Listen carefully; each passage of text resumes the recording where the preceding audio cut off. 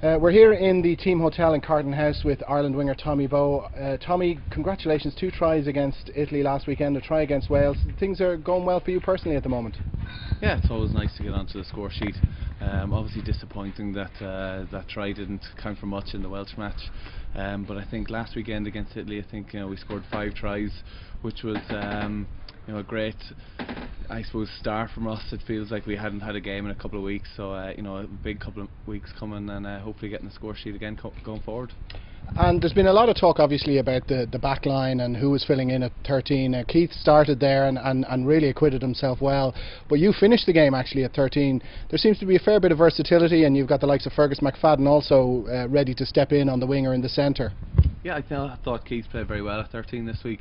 Obviously there's big shoes to fill there. I thought Ferg played well against the Welsh, and then Keith came in again and had another good game. But for me, my preferred position would definitely be on the wing, but if I was asked to go on to 13, I'd be more than happy to do that.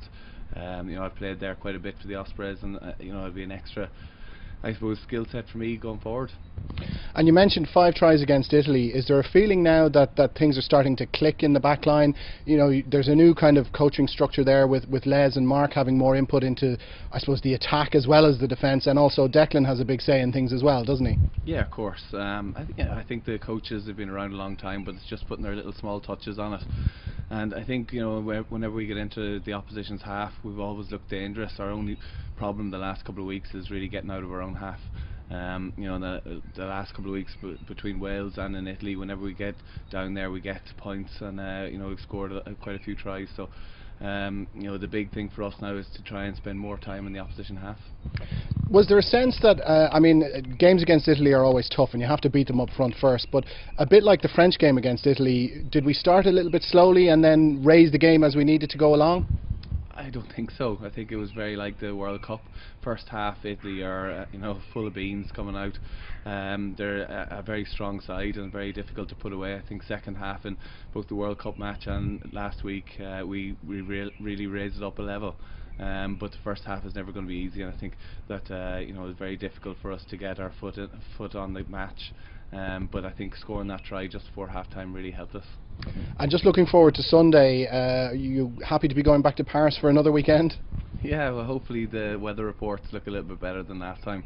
But yeah, looking forward to it. Be a big match for us over there. Obviously it would be the disappointment of the last game. I think there's a lot to play for.